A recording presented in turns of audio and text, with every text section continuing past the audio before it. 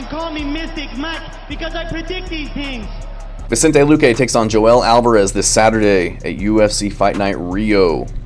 And this is a short notice fight between Luque and Joel Alvarez. Joel Alvarez normally fights at 155 pounds, moving up in weight to take this fight against Vicente Luque, who is supposed to be taking on Santiago Ponzinibbio. Battle of the old crafty veterans. So interesting to see how this one plays out. Luque hasn't looked the best as of late. He's had some okay performances. Had that comeback, not comeback win, but came back from his loss to Joaquin Buckley, where he looked awful. Looked like he just kind of gave up on the ground there. And got the quick choke over Themba Gorimbo, but then got finished by Kevin Holland. So he is 2-4 in his last 6 fights since 2022. And taking on Joel Alvarez, who's an absolute killer at 155 pounds. Taking this fight on short notice, so I don't know if he was training for a fight before that. I don't think he was, from what I could see. But either way, I think this is going to be a fun fight. This has Fight of the Night written all over it. But Vicente Luque, 33 years old, been in the game for a long time, has a lot of experience, but still in his prime, technically. But he has taken some damage over the last few years. 5'11" with a 76-inch reach, 23-11-1. So he's going to be 4 inches shorter, but only have a 1-inch reach disadvantage against Joel Alvarez. But, very well-rounded. Vicente Luque, probably one of the most fun guys to watch fight. Quick hands, good striking, good defense, has that high guard, good check left hook, good kicks, good submission ability, likes his darces, his anacondas. Able to wrap those chokes up pretty quickly. Taking on Joel Alvarez, who's 32. Like I said, 6'3", 77-inch reach, and 22-3. Joel Alvarez only lost to really good competition, Arman Tsarukyan and Damir Ismagulov in the UFC, and then had a knockout loss on the regional scene to a Russian guy who's 15-4 now. So no shame in those losses. He's very high level, very well-rounded, jiu-jitsu black belt, 16 submissions, can put you out on the ground, put you out on the feet. Just very long and rangy striker, mixes things up very well. And as a finisher, tons of potential for him. 3-fight winning streak heading into this one. So I'm going to go Joel Alvarez. I just think he's too dangerous everywhere. Vicente Luque, as of late, he's shown that he can be hurt. He's shown that he can be finished. He's shown that he can crumble. His wins are over Themba Gorimbo in the last, what I say, 3 or 4 years.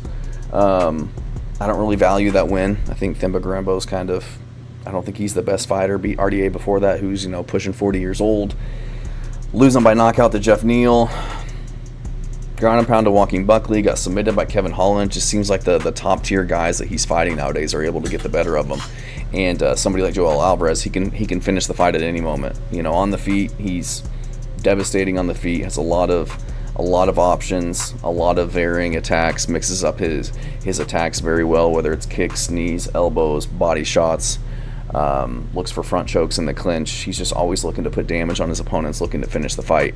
And he's looked great in the UFC, other than a few of these losses, like I said, the Arman Tsarukyan. But outside of that, finishing a lot of guys, getting finishes over Joe Duffy, Thiago Moises, Elvis Brenner, Mark Jacase, Jakar Close. These are good wins. These are all very good performances. And I wonder about the short notice and taking it up a weight class, but Joel Alvarez is huge for 155 pounds. He's 6'3", and 6'3" is still that, even for welterweight, that's still pretty tall. And he's not taking this fight, or he's taking this fight on short notice, but he's not having to cut weight, so I'm not really concerned about him gassing. If he was taking it on short notice and having to cut to 155, I might be concerned, but he's always had good gas tank. He's one of those guys that's always in the gym looking to get better, looking for opportunities, to, staying in shape, looking for opportunities like this.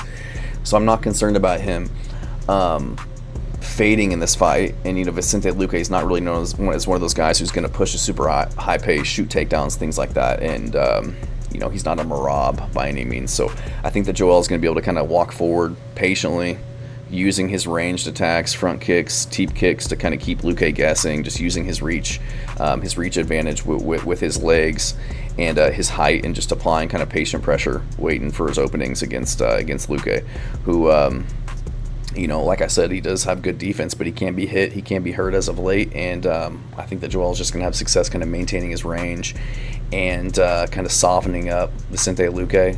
with the kicks and the punches to the midsection, and we kind of saw that work for Kevin Holland in this last fight, where Luque was struggling to kind of get past his range and get in there. So I think that Joel's going to be able to kind of use a lot of his diverse strikes, you know, 1-2s to head kicks to flying knees, move into the clinch, use his knees, use his elbows, kind of snap him down, look for chokes, things like that. So I think he's got really good straight punches that'll be able to split the guard of Luque.